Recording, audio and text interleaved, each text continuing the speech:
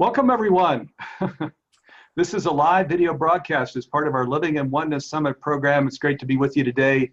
I'm Steve Farrell, the Worldwide Executive Director for Humanities team, and we've got a real exciting and an important program in store for you.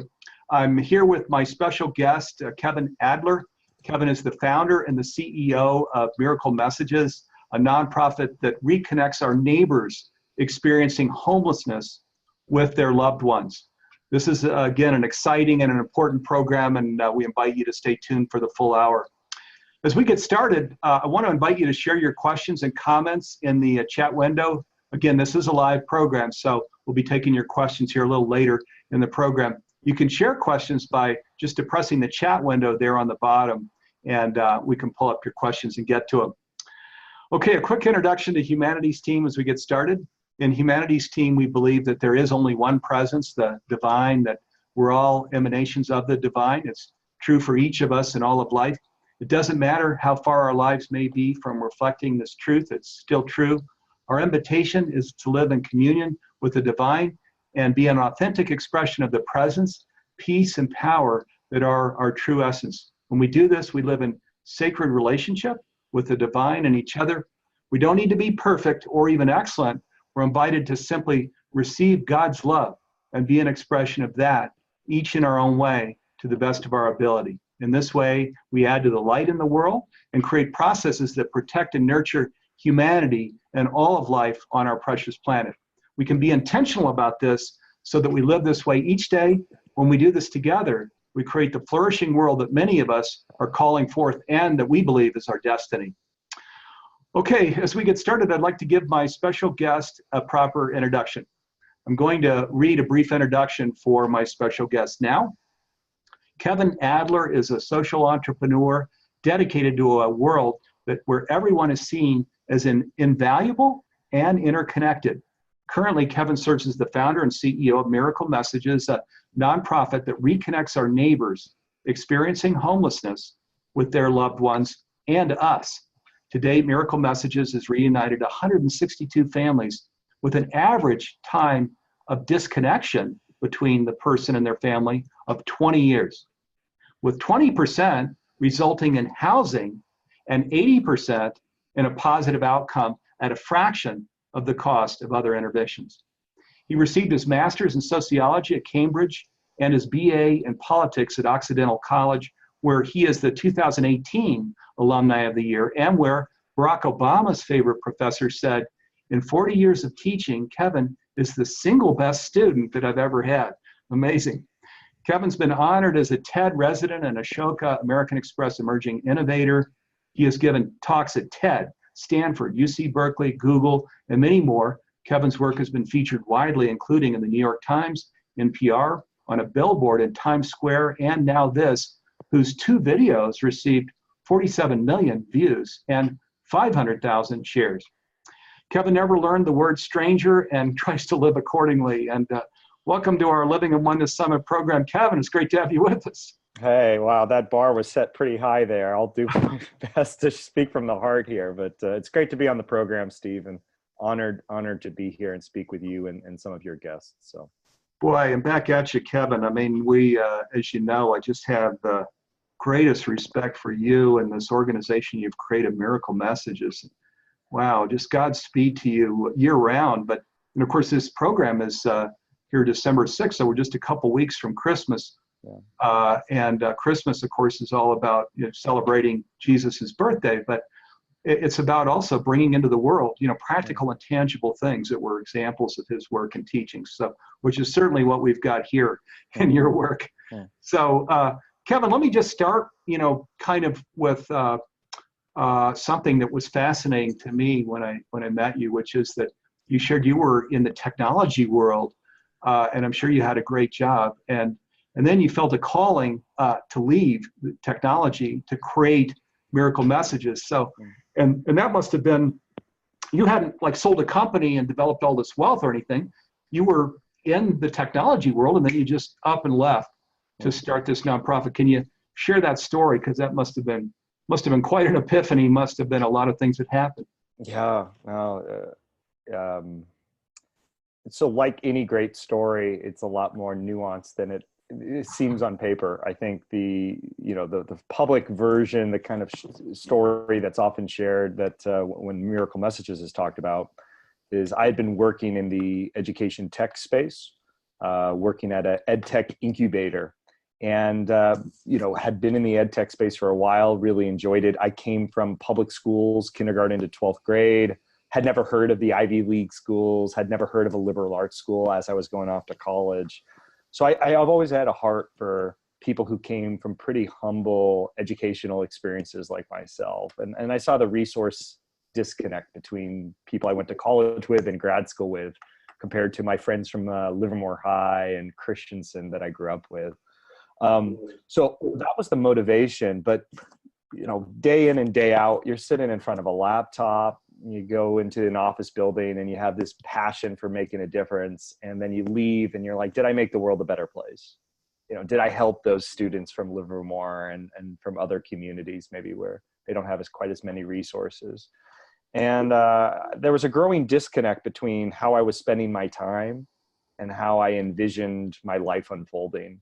Meanwhile, I'd walk to the office, walk home, and I'd walk by human beings in different stages of depravity on the streets.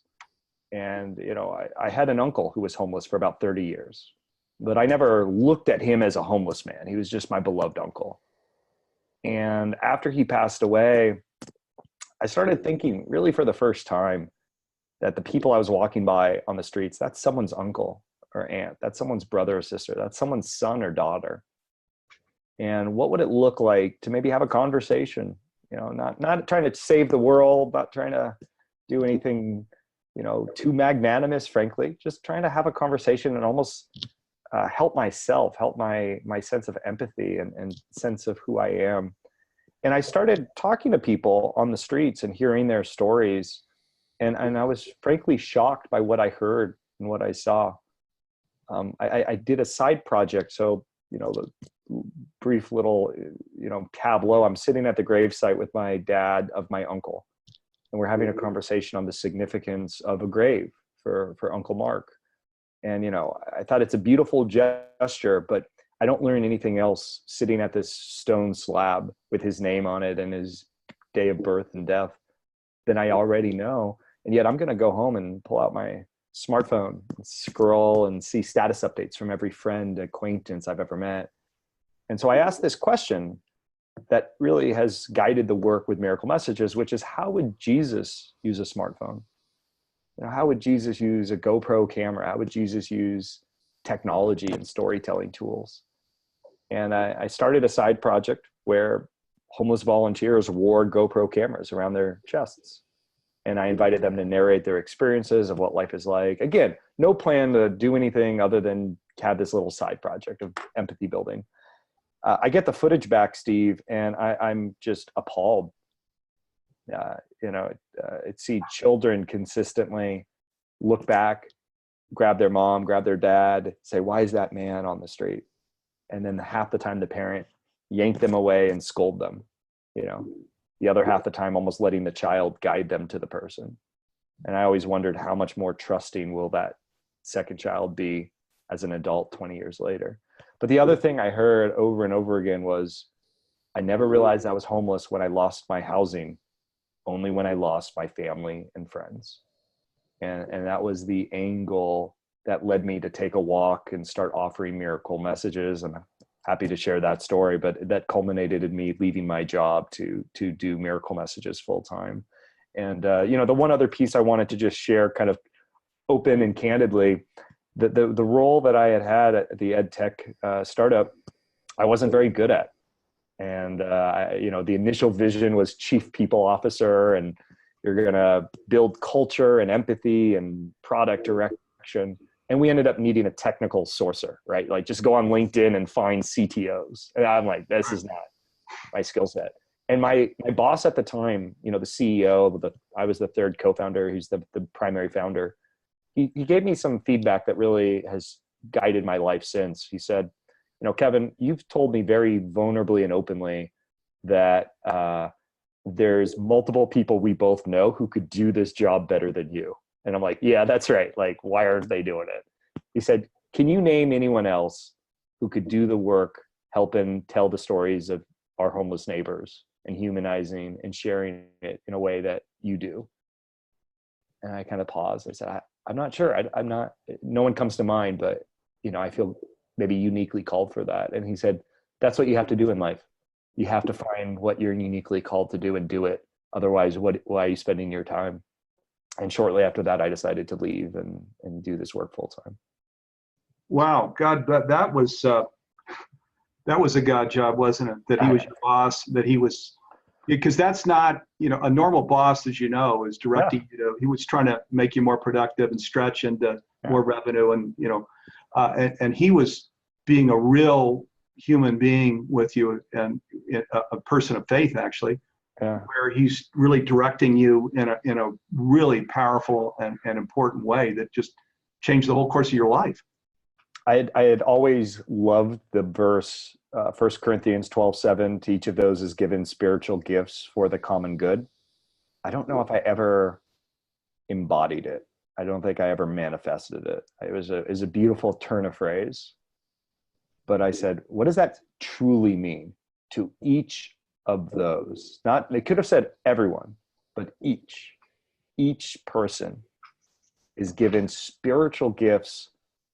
Okay, great. Something unique. And there's different gifts for the common good. And then that one, right? It's a turn of phrase back into that oneness for the collective, for the common good. What does that mean? Well, it's all part of the same continuum. And so I just have always resonated with that verse. And I think that was the first time, Steve, that it became manifest in the sense of what it could mean in my life. Wow. So you said just a moment ago, as you were taking me through that really incredibly powerful story, you said, if you want, I can then tell the story of kind of, founding Miracle Messages. Yeah. Next piece of this. Can you go ahead and tell us that part? Absolutely. So I've left my job. I am doing this side project around homeless individuals wearing GoPro cameras. I kind of have a falling out with a team member that I was doing the work with, and I had just raised some money to travel around the country and meet with people experiencing homelessness, help them capture their stories. And I didn't feel right doing that same work now that I wasn't doing it with the same, co-founder. I felt deflated. And I was like, what am I going to do? I'm a loser. I've just raised all this money, $20,000, travel around the country, do this project on an Indiegogo. Now I have to return the money or put my tail between my legs. I thought, when I'm stuck anytime in life and I have no idea what I'm going to do, consistently, the thing I have found to give me solace is to take a walk. Just take a walk, talk to people, say hello. Who knows who you're going to meet? Who knows what's going to happen? Who knows if anything's going to happen? But just getting outside the past and saying, I'm going to walk into and be present to this potential future. And so that's what I did. I took a walk down Market Street and went up to every person I saw experiencing homelessness, and had some tea, some biscuits, a few snacks. I had one friend join me, and I went up to everyone and just looked him in the eye and said, hi, I'm Kevin. I wanted to ask you if you have any family or friends you'd like to reconnect with for Christmas. And had no expectations. In the first 10 minutes, I met a man named Jeffrey. And I sat down next to Jeffrey, and I'll tell you, I'm giving you the full scoop, Steve. This is the unfiltered version, so I hope you like it. Yeah. I sit down next to Jeffrey, and he's got a bottle of Jack Daniels, half empty. He's talking to himself. He's looking every way. When I start talking to him, he starts swearing, F this and end that, and talking about a war. And I was about to disengage. I was like, okay, this guy's clearly got some mental health issues. He's under the influence. He's not in a position to listen about this. But hey, I had promised to God that I was going to talk to everyone. So let's see what happens. So I said, hey, Jeffrey, I was just wondering if you would like to record a video message or any kind of holiday message to your loved ones. Do you have any family or friends you want to reconnect with? And for the first time in the whole conversation, he looks me right in the eye. And he says, I haven't seen my niece or nephew, Josh or Rachel, in quite some time, or my dad, Harold, or my sister, Jennifer. And I'd really like to see them and reconnect with them if you can. I found out later that he had never met his niece or nephew in person. He had remembered their names from a letter he had received 10 years earlier, 15 years earlier. And so it's like that movie from Awakenings, where the Robin Williams, where everyone just kind of, has the right medicine and then turns on. It was like, oh my God, there's a human being here. It's not just this problem, this mental health situation. It's a human. So we start talking, have a conversation, and gives me some information. I record his video message to his family. And I go home that night. And again, this is me like being super raw, open kimono for you and your viewers here. I sat on the message. I did nothing with it for a week because I didn't know if I could believe him, and I didn't know the backstory. Was there abuse? Was there, neglect? Was there, and so I'm like, what am I going to do? Go find a small little town on social media, a Facebook group, and then post the video there with a note? And then I was like, yeah, that's exactly what I have to do. So a week goes by, I don't do anything. Finally a week, and I'm like, this poor guy recorded a video from some random dude with his iPhone. I owe it to him to at least put it out there and see what I can do. So I post the video in a Facebook group connected to his hometown that I found. You're from Montoursville, if ... and a police department from Pennsylvania. And within 1 hour, the video was shared hundreds of times. It makes the local news that night, and classmates start commenting. Hey, I went to high school with Jeffrey. I work in construction. Does he need a job? Hey, I grew up with him. He was my neighbor. I work at the congressman's office. Does he need health care? In the first 20 minutes of the post, his sister got tagged. We got on the phone the next day on Christmas or Christmas Eve, of course. And she says that Jeffrey has been a missing person for 12 years. And I met him in front of the Old Navy flagship store, downtown San Francisco, 4th and Market, a few days before Christmas. And on the spot, I decided to quit my job and start dedicating my life to this work, because I knew that Jeffrey was not the only one and that this shouldn't be happening. We shouldn't be this disconnected from our neighbors experiencing homelessness. Just because they don't have housing doesn't mean we shouldn't embrace them as people and neighbors who are sons and daughters and friends. And so that's been the work since. Wow. What an amazing story. So Let me just share to viewers, thank you for your questions, viewers. We're going to get to these here in a moment. And others of you that are viewing the program, feel free to put your questions and comments here in the window for Kevin. Kevin, I was just thinking, as you were telling your story first, of course, I'm incredibly moved, I think, as all of us are. But next is, what's ironic is I was, before I became an entrepreneur and moved down to Silicon Valley, I had 2 jobs there right on Market Street where you're referencing in San Francisco. I was a financial executive on Market. And then I just moved right across the street where I was with IBM on Market. And this was back in the 1980s. And I had a whole bunch of change, pennies and coins, nickels, dimes, quarters and things. And so I was moved back at that time to take kind of my big bag full of change out to homeless people.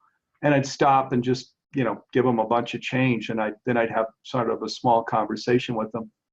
I was moved by what you call these homeless neighbors, which, by the way, is a beautiful turn of phrase, because as you mentioned, the separation problem is such a substantial one. That story you're telling of parents with their kids walking by homeless people and just grabbing their kid's sleeve to pull them back, which is what's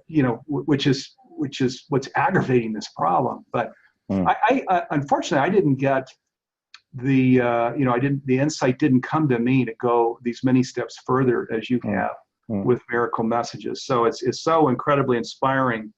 Let me ask you, my next question, just kind of gets personal here too, because I'm guessing, this is, we have a very conscious community.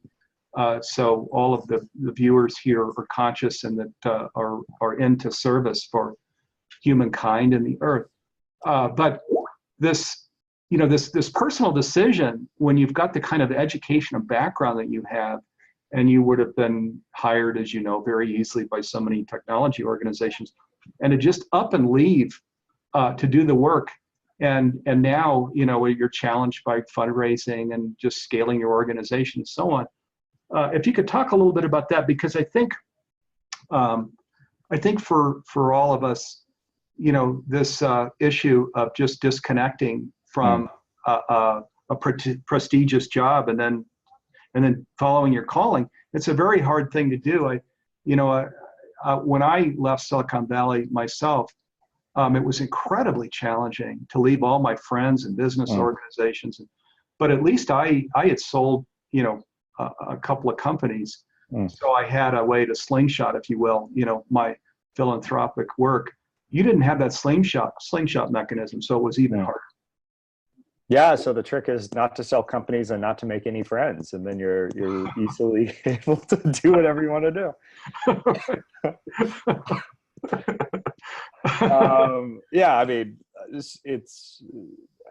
it's a real challenge, and I think so. I'll speak to my experience, but I think more broadly, I think what I want to share is that there are people who don't have that flexibility. I mean, it's a privilege to have a safety net, right? I mean, rock bottom isn't so rocky for me. I could have hit rock bottom. I got to $600 in my bank account doing this work just 2 years ago.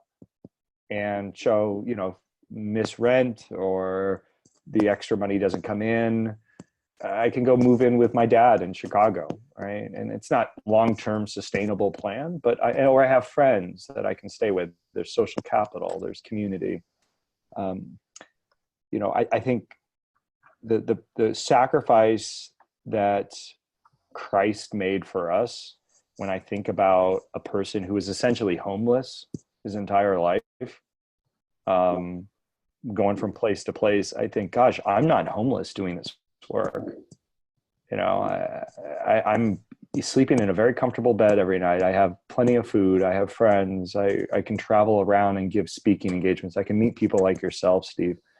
Who am I to reject the gift of life by frittering it away, living someone else's life, or building something that is not making this humanity better, realizing our humanity? What is prestige? Who am I impressing? Is God impressed by it? Is Christ impressed by it? And I realize the deeper I go into, and I went to Cambridge almost for the sole reason to prove to myself that I was good enough to go to Cambridge. I had applied to a few colleges out of high school. Occidental is an amazing place, but it doesn't have the name cachet of a Harvard or Yale or Stanford. And so after Occidental, I was like, can I make it?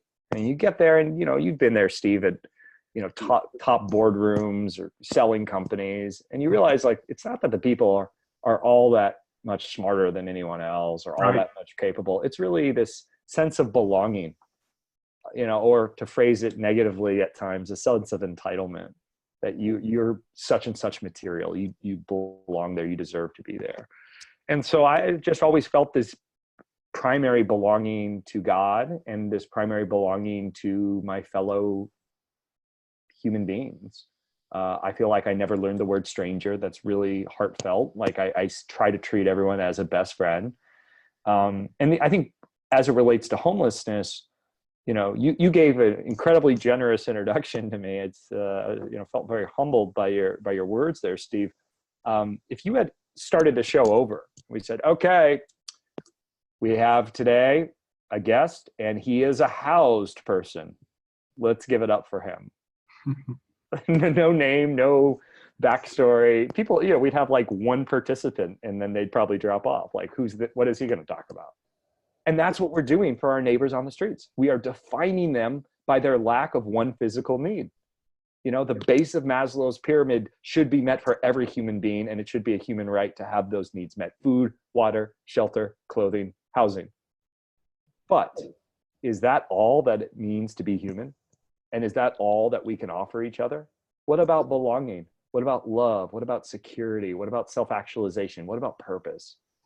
And so what I've found is that by not defining someone as a problem to be solved, as a homeless person, and therefore their only need is home, it's to see people as people to be loved and embrace them as our neighbors, as our friends, as our sons and daughters. Because I'll tell you, Steve, for every message that we record from a person experiencing homelessness, we get 4 messages from families looking for their homeless relatives and not knowing where else to turn, and turning to us and say, can you help me find my brother, my dad, my sister, my daughter, because I miss them and they have a warm bed here. And it's not to say that families are this beautiful answer. Families are traumatic sometimes. So families sometimes can be the problem. There's people in my family that don't talk to each other. Half of the youth in San Francisco that are homeless are LGBTQ. A lot of them have been kicked out of their homes, kicked out of their communities. But it's to say that life is so hard that we can't get through it alone, and that everyone is someone's somebody. And if we see people as part of a community, as part of this collective, we know how to respond to people. We know how to interact as people. It's just getting past the stigma and the stereotype that's tricky. Yes, it is. Let me read a comment here. This is from Patty, who's in Livermore, so out near you, Kevin. Kevin, by the way, is in San Francisco. So, Kevin, what you're doing opens my heart. I've been taking my meals, the takeaway portion, and as I did, not when I didn't finish the meal, I would put it in a bag, ask for a napkin, silverware, and it never took long to find a person on the street who appreciated it. Talking, looking a person in the eyes and seeing the divine. Thank you for this. By the way, I live in Livermore, so that's my hometown. Hey, Patty. Join us for a street walk. We do street walks in San Francisco every week. The next ones are December 13th and December 18th, 6 p.m. at City Hope. And if you sign up through miraclemessages.org/get-involved, you can join us. And then if you're really on it, like super cool, right? We just put on our website, as of last night, in preparation for this program, our very first official Miracle Messages t-shirt. And it says, everyone is someone, somebody. It's super snazzy. I may even have it here. Let's see. I mean, I'm like in my house here, so, you know, it's, you can grab, oh, there it is. Okay. All right. Whoa, love it. How cool is that? The little logo. So you can now get those on our site. But you don't have to have a shirt, but I think it's kind of cool. That is very cool. So that was miraclemessages.org. Miraclemessages.org. And that's right. And so those of you that live in the San Francisco Bay Area, wow, I would, I'm going to go out with you one Thursday night. I live in Boulder, so I'm going to have to wait. Oh, yeah. Come there on a Thursday night. One in Boulder. Let's get it going. Yeah, well, we're going to talk about how we can create these in our community. Yeah. But first steps, Bay Area, miraclemessages.org. And you can go out with Kevin on Thursday evenings. He goes out every Thursday evening to be with these neighbors on the street, which is really cool. And if you don't live in the San Francisco Bay Area, wow, and you're looking for something, you know, a holiday gift, or you want to volunteer, you want to contribute, go to miraclemessages.org, you know, read about it and just see if you feel called to volunteer time or donate or go out on the street to meet our neighbors. And you might even be, you know, the big lift, which we'll talk about, is I think Kevin set this up so that you can set up a Miracle Messages in your community. Yeah. So maybe we can talk about that too. Totally. And, you know, one thing just on the finances. So I've always been super uncomfortable with fundraising. Like, I didn't get into this business to like ask people for money. You know, I was like, oh my God. But our mutual friend, Tom Dowd, has really helped me understand that, like, you know, some people have that financial means and they're not maybe doing the work full time around homelessness or some of these other issues we care about. This is a chance to affirm those relationships and affirm those values. And we had our first big event the other day, and I definitely want to see you at the next one, Steve. We got to get you out. I'd love to be It there. was the Homecoming Ungala. And it Right. was homecoming because, oh my God, are you kidding me? Homecoming, that's like perfect name. Ungala because I had no idea what an actual gala should look like. So we just said, we'll call it an ungala. And we had people come and, raised a lot of money. We had people, make 5-figure donations who had no intention to. They were just like so moved by the work. It cost us $12,500 to get someone off the streets, fraction of the cost of what the cities spend. And it's $2,500 to reunite someone. And then one of my favorites, though, is there was a little boy, young man, 12 years old, who comes up to me. He's like wearing a bow tie, super dorky kid. And I loved him. And he's like, excuse me, sir. How do I spell like your last name? And I, told him. And then I found out later we had all these checks and all these credit cards. And then there was $7 in cash. And I found out that it was his allowance that he had put into the pot because he believed in the work. So every dollar makes such a difference. One other thing is we had a woman there, Jenna, who shared her personal story. She was listening to the broadcast, and maybe there's some of your viewers who are in a similar situation. Jenna, she was listening to the broadcast while living in her van.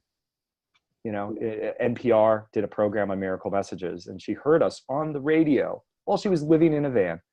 And she just wrote down, grabbed a little sticky note and said, miraclemessages.org. When I get back on my feet, the first $10 I have in disposable income, I'm going to send to this organization because I believe in it. And, a year later, she got a job. I get a cash in the mail for $10. And then we have an event in January this year. And she shows up, she had bought the $10 ticket, and I meet her and she tells me her story. And I said, Jenna, anytime you want to come to one of our events, you're my guest, you're my +1. And so we flew her out from Texas to be with us because she just got a new job in Texas. She started working there. She's no longer on the streets. She comes out and, it was a couple $100 for the flight and the whole thing, not a big deal.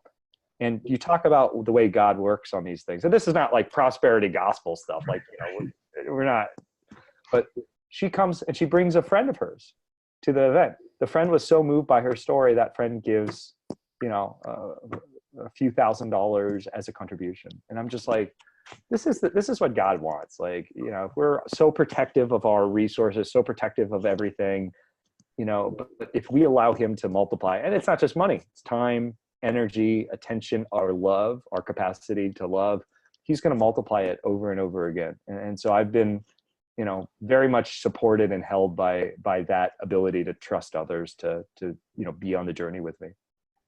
Yeah, I'm into that. Here's another comment. This is from Barbara. And Barbara says, God bless you, Kevin. You're the real deal. The work of Christ was no different from your work. And then Judith comes in with amen after that. So, and I'll say amen to that too. Thank you. Kevin, you brought in your faith here a number of times, which seems to be the foundation of this work. Just any personal stories just about your faith, and if you want to just go a little deeper on faith and how it's supporting, the mission of Miracle Messages and you personally. Absolutely. My faith journey, when I was 12, I felt like something was missing in my life. Asked my family if we could start going to local churches. We had gone to church a couple times, Christmas, Easter. My dad grew up Jewish, and my mom grew up Episcopalian. There was a reverence for God, but we never really went to church. We never really had any practices. And I was 12, asked my family if we could start going to local churches. And through that process, we all got baptized. My dad, my brother, and I. My mom had been baptized as a baby in the Episcopal church. And over the next, few years through high school, I was very involved in youth groups. I was at Cornerstone Fellowship in Livermore, which our friend in Livermore probably knows very well, Patty. And then I get to college, and it's 2004. I come back from college. It's the height of the Iraq War, the election. There was a level of Christianity that was interpreted by 2 or 3 hot button issues: abortion, gay marriage, and that was about it.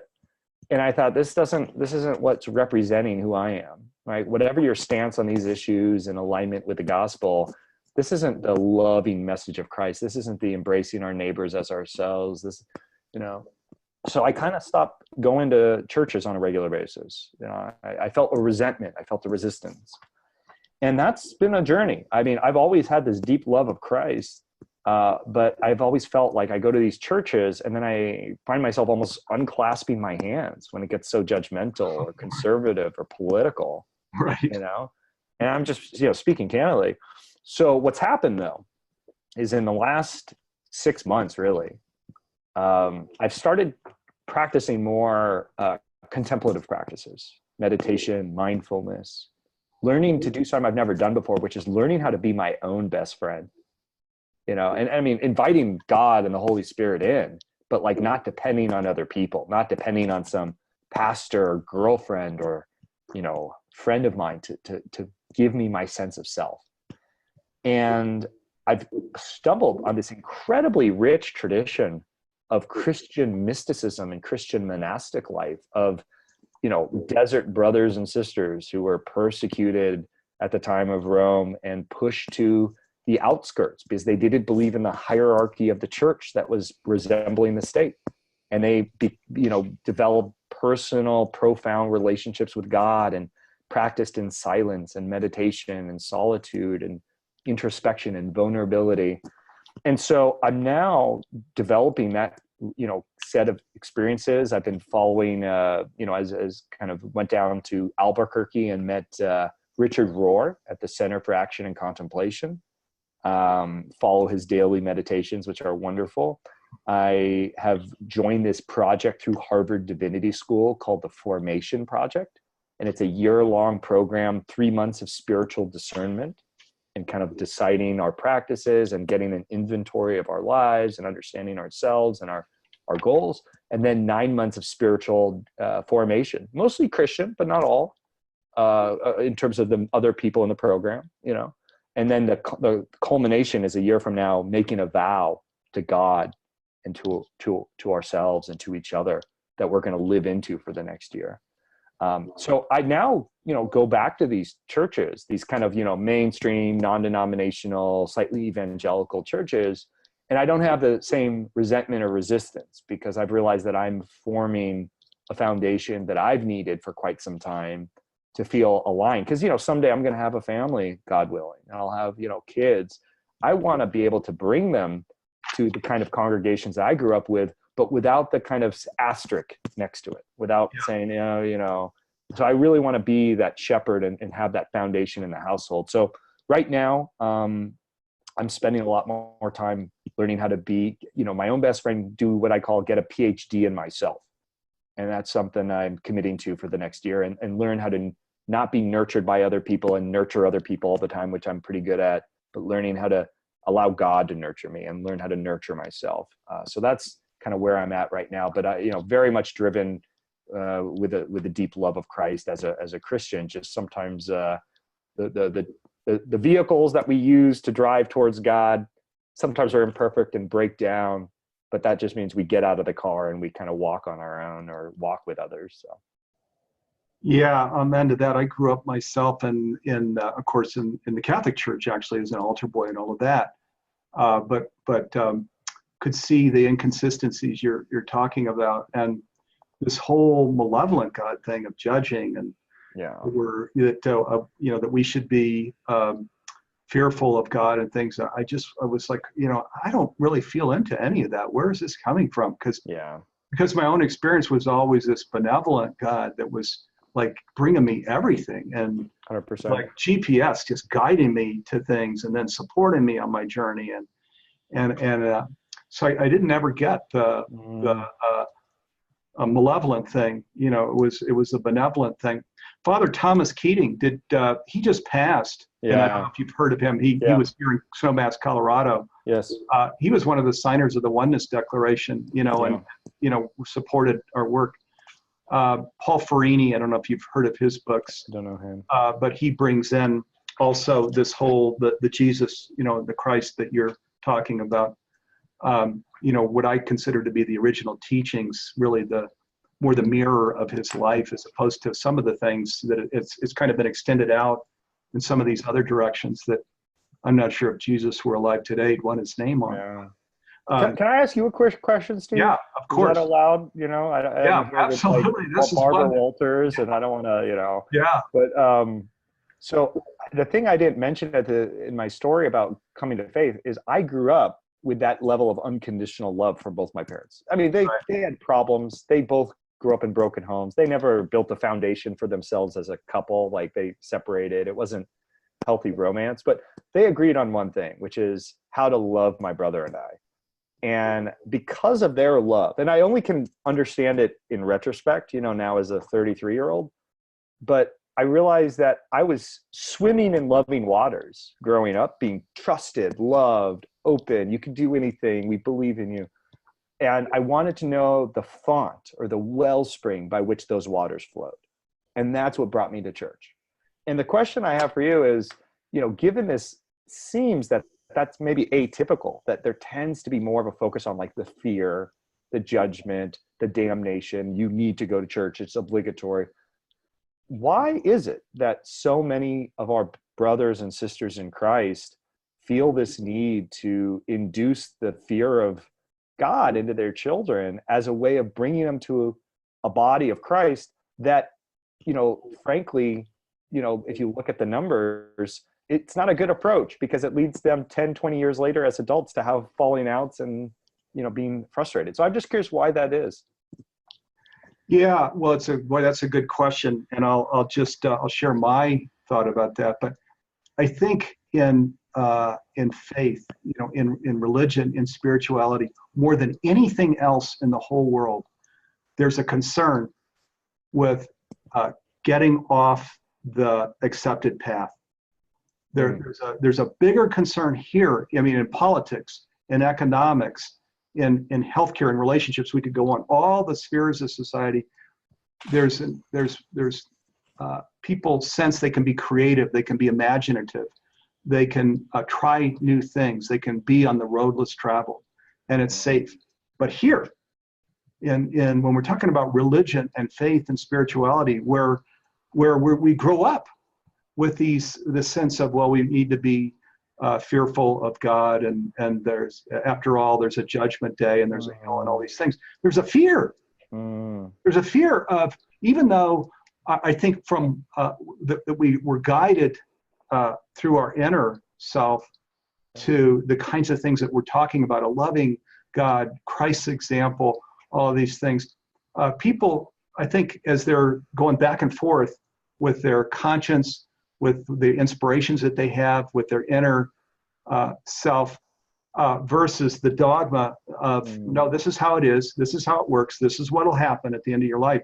There's that tug of war. And I think, unfortunately, 99% of the time, people say, you know, I'm going to just have to go with the dogma, with the teachings that are here. There's too much danger in me exploring what's true for me, because I just don't want to get to a judgment day, you know, where me and my family are going to have to go, you know, to hell.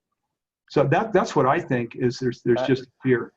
And that makes sense. And sure, like, you know, no one wants to get it wrong, right? Like, we all want to pick what right is, but I also am kept in solace by this recurring, words in the Bible of God knows your heart, and so even in the times that I've maybe taken steps that, I wouldn't take again, God knows my heart, knows my intention, knows that I'm asking these questions with a desire to really deepen and grow closer to him. So I just, I kind of feel that I've met some extraordinary human beings who come from all different walks of life and paths. And the closer I get to them, the stronger I get in my own faith.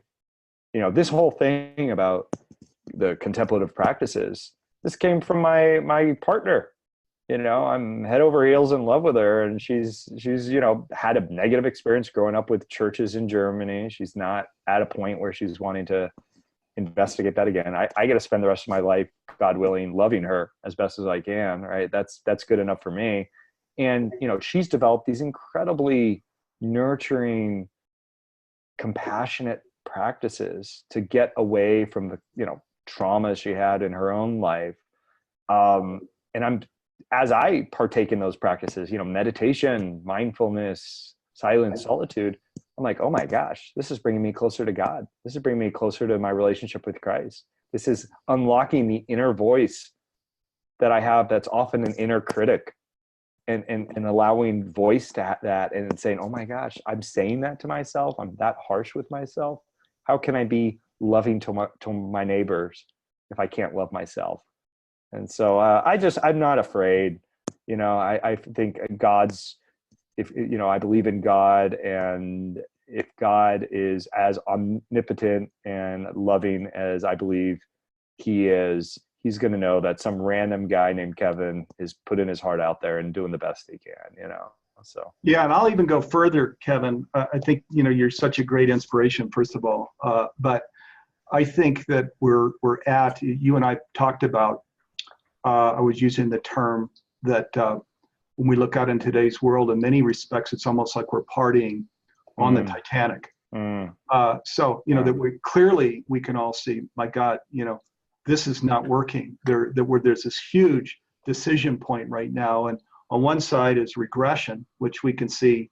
And on the other side is evolution into consciousness, into higher consciousness, where we do these things that are natural for us, where we take care of our neighbors on the street, and where climate change is treated seriously, and our earth, we steward our earth, and social justice is addressed, and on and on. So yeah, in the God of my understanding, it's actually just the opposite of what I was describing when you were asking me, why do people, get stuck in this? In the God of my understanding, there's this powerful call to action right now, where God is just tapping me big time on the shoulder and saying, Steve, you step out there, you go for it, you share about this loving God that we can find on our inner plane. I love that you're bringing in contemplative practices, because as we talk about this decision point with regression and evolution, that's really, to me, when we talk about consciousness, that then says, are we going to live on the outer plane, which is separation, where we're all separate from each other and the earth and God?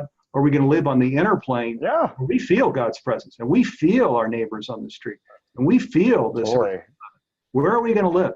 When we live on that inner plane in contemplative practices, in communion with God, in communion with others, where the homeless are called our neighbors.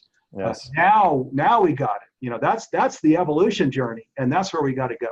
So one of my all-time favorite Christian thinkers, theologians, is Johnny Cash, and in one of his great lyrics, I remember in one of his personal albums, the phrase was, "You're so heavenly minded, you're no earthly good."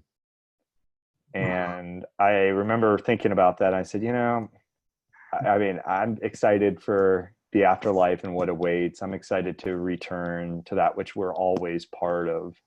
But when I look out the window and I'm looking at the traffic jam, when I'm looking at people brusking by each other with vitriol, and the environment being degraded, and the tone of our national discourse, and the corruption, and the focus on money over meaning and life-giving sources, is that heaven on earth? Is this, when I'm so heavenly minded, I'm no earthly good?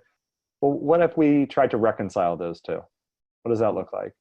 And so, I don't understand the passivity in which it feels like a lot of our Christian brothers and sisters are willing to partake in life.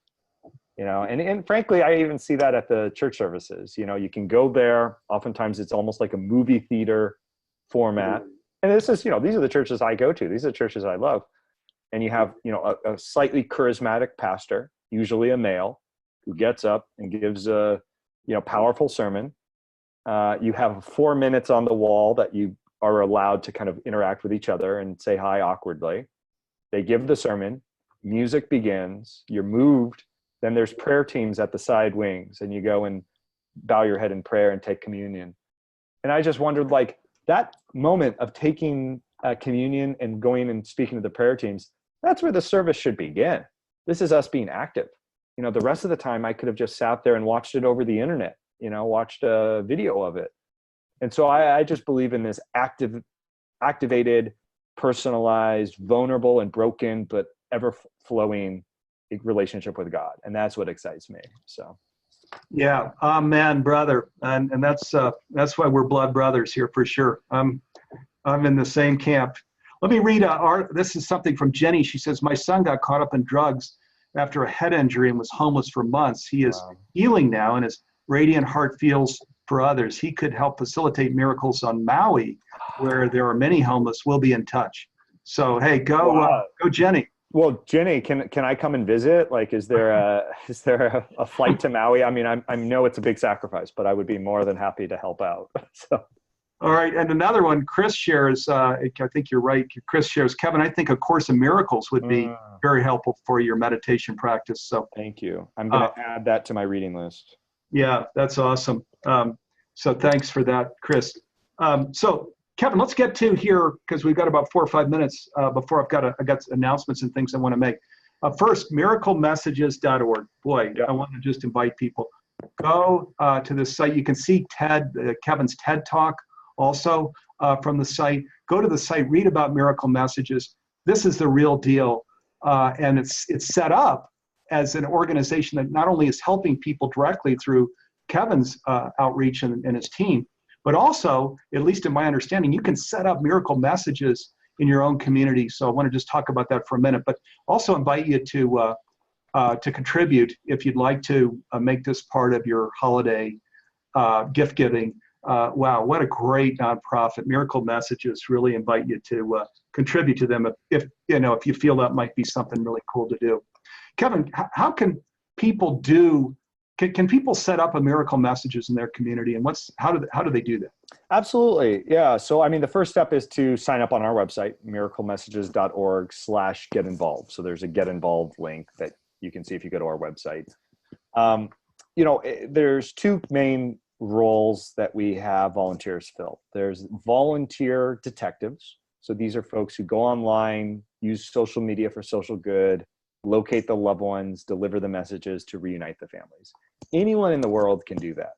So if you're interested in being a digital detective for good and using your internet prowess to help reconcile and reunite families, there's a Facebook group for Miracle Messages you can find through our website. If you sign up to get involved, we'll send you the link. So that's one way. To then offer Miracle Messages on the streets or at shelters, soup kitchens, nonprofits in your community, there's a little bit of training involved because, this work could be done very poorly, voyeuristically, exploitatively. How do you follow up? So we have videos that you can watch. I think in 2019, we're going to be developing a course in Miracle Messages. We may actually call it that since Course in Miracles is a suggestion on really how to go through this process. But really it's about seeing people as people, having either our paper form or access to our online form on our phone. We have a hotline. We have the phone number 1-800-MISS-YOU. And if you get in touch with us, we can send you the design files for 1-800-MISS-YOU, hand out the business cards on the streets. And then very soon we're going to be having a mobile app that you can actually download and then offer Miracle Messages through the mobile app. Awesome. Great. So all of these things you can find on miraclemessages.org. And wow, youth, I would think, would love that sleuth idea where they can go out and help find. I mean, how cool would that be where you're putting these messages from these neighbors on the street out into these local communities, and then bam, to see what you were sharing earlier, where it goes viral. These communities are sharing it. The news picks it up. And then you've got friends, nieces, nephews, mothers, dads, brothers, sisters coming back and sharing that they'd love to be in touch. I here in Boulder, I go out with my kids and we'll stop and bring gifts and things to homeless people. We'll stop and talk to them. I love what Miracle Messages is about, because this whole to me, there was always a missing set of next steps. There were gifts and good conversation and hugs and selfies, all of those things we've been doing. But we didn't have a mechanism that could, which was the really hard part when you said goodbye to these people, a mechanism that could actually put them back in touch with their loved ones and possibly leave homelessness and come into positive outcomes that could allow them and the people that love them, to be together again. So that I mentioned in the introduction that this method of, you could call it intervention for homelessness, is so incredibly effective for the dollars that are involved and the human time that's involved. The outcomes are just really amazing. Yeah, that's why I quit my job and started doing it full time. It's precisely what you said. And I've been, you talk about church, I've bared witness to a church without walls that has astounded me. And I have seen lessons and sermons in forgiveness, in reconciliation, in shame. I think of the very first, story of the Bible. I think of Adam and Eve, and, God realizing that they'd partaken from the fruit of the tree of life, not because there's some apple core rolling around, but because where are they? And when God asks, He says, we're ashamed and we hid. And I just think, my gosh, is that what we're perpetuating in our Eden of earth here? That people are ashamed of who they are, of what they represent, of their lack of housing, and so they hide in our streets. So I just think, let's open our arms and bring our neighbors back into the fold. And even if they don't have loved ones to reconnect with, maybe we could be their neighbor. So. Yes, we can. That'll be the last word. Maybe we can be their neighbor. Now there's God expressing through Kevin. Beautiful. Kevin, and Judith shares, Course in Miracles is a wonderful practice, Kevin. It would just reinforce who you are already. Takes a sincere commitment of time and blessings. Right on target there, Judith. Okay, let me just, Kevin, I want to thank you here for just this incredible hour. Been totally amazing, fabulous. And I'm going to thank you again, but at least that gets our thanks started. Humanities Team is a member of the Conscious Business Alliance, so it's bringing the things that we're talking about, actually, which is consciousness into business. So collaboration and decision making are in this place of presence of the divine. And it was the Conscious Business Declaration was created over about a 1.5 year period by 4 NGOs, Humanities Team being one of them. The Club of Budapest in Europe, the Goy Peace Foundation in Japan, and also the Fowler Center for Business as an agent of benefit out of Case Western Reserve University. All 4 of us worked together to create the Conscious Business Declaration. Invite you to go there, and if it resonates, to sign the declaration and become involved. It's a way of bringing the kinds of principles and practices that we're talking about to business. As well, the Oneness Declaration, I want to share what was created in 2007. You can see it on the screen. This was the predecessor to Global Oneness Day. We picked up over 50,000 signatures back in the early 2000s. We went to the United Nations in 2010 with these over 50,000 signatures, and the United Nations invited us to create Global Oneness Day from its basis.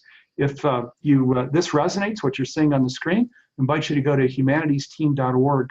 And you scroll down, you'll see the declaration, invite you to sign it. Upcoming programs like this for the Living in Oneness Summit that you don't want to miss. Next Thursday, so a week from today at the same time, we're doing a program with Neil Donald Walsh. It's on December 13th, begins same time, 9 a.m. Pacific. Anna Marie Peters, who's my co-host, and I will be interviewing Neil Donald Walsh. We're going to talk about a call to action, awaken the species. And Neil's latest Conversations with God book is called Awaken the Species, and it was God's invitation through Neil that now is the time together we step out consciously to awaken the species, awaken humanity to all the things we can do to create this flourishing world. And here's the cheat sheet. All the things Kevin and I have been talking about are in this book, Awaken the Species. They'll be in this conversation with Neil. next week. So be sure to come back for that as well. We've got a bunch of other Living in Oneness Summit programs coming up. They're all free. If you miss the program, they're recorded and you can listen at your leisure for 4 days. So when you sign up at livinginone.com, you'll get exposure to all of these programs. Another series I want to mention, after the first of the year, beginning on January 15th at 5:30 Pacific, so in the evening, then on January 19th, which is a Saturday in the morning, 9 a.m. Pacific, and then on Wednesday, January 23rd at 5:30 Pacific, I'm going to be doing some free online events on conscious leadership. Some of the things Kevin and I are bringing in when we're talking about this decision point. And on one side, we've got regression or devolution, the kinds of things we're seeing in the world now. And on the other side, we see evolution. So this journey into conscious evolution where we're lifting up first ourselves through contemplative practices, such as what we've been talking about, and then together stepping out as conscious leaders and lifting up humanity and the world to do the kind of work that we're talking about. That's what these free online events are about. It's a three program series, so invite you to sign up for these programs. It's a call to action, candidly, for us all to step out and step up into conscious evolution to create a flourishing world, because candidly, many of the people I know, and I'm guessing that you know too, are losing hope by a lot of the things that are going on. You can't lose hope. No, we've got to step into action. That's what these programs are about. So I invite you to join us for these call to action programs. Okay, this program's focused on living in oneness. So I want to just mention Community Circle. We're kind of out of time here, but if you go to the Humanities Team website and you scroll down, you'll see a big rectangle that says Community Circle. It's only $10 a month. Over 400 programs are recorded. This program that you've just watched will be one of them in the archive, and many other programs we're 15 years old. So over the 15 years that we've been in existence are available, and there's a Zoom program where we come on the screen and talk candidly about our journey in oneness. There's a book club. There's a private Facebook page, all of those things that are part of Community Circle. I invite you to check it out for $10 a month. Okay, so I want to thank all of the people that are involved in this program. You can see the names on the screen. Garth Catterall there, IT Web Manager. He's actually the major producer of this program. Christine Glenn, just below his name, World's Regions. She's the other person that's producing this program, so big thank you to Garth and Christine. Also Dee Meyer, Stephen Donaco, Nanette Kennedy, and many other people that are a part of our team. We're a volunteer team and lightly paid, so I want to just huge gratitude to our team. As we wrap up, I want to just share, let's all commit to the things that we're talking about here, where we're stretching beyond our comfort zone and we're acknowledging how powerful we can be when we act on behalf of the greater good. So the things that we're talking about here, let's see the sacred in each other and commit to sacred relationship, where we talk about the homeless as neighbors on the street, sacred relationship with the earth, sacred relationship with all of life. Our time and energy are precious. Our big future choices that are already made actually by these small choices that we make every moment and every day. So let's focus then on, I'll call it planting holy seeds in our attention each moment and each day. When we do this together, we create the world that we dream about and envision. This is the function of Humanities Team. I also want to thank Mindy Netafee for some of those inspiring thoughts. Okay, we're going to see you next Thursday at 9 a.m. Pacific when we're back on the air with Neil Donald Walsh. Kevin, I'll come back again here. What a privilege and pleasure, brother, to so nice to meet you with you. We will definitely be continuing to work together. You're such a major inspiration, brother. So thank you, and Godspeed to you and miracle messages. Thanks, Steve. Thanks for having me on, and thank you to all your viewers for the wonderful questions and comments. I'm holding those sacred, so thank you. Okay, love, blessings to you. Thank you, viewers here, for being with us. We'll see you when we're back on the air next week. And Kevin, we'll be in touch soon. Thank you, brother. Bye. Thanks. Okay, take care. Bye.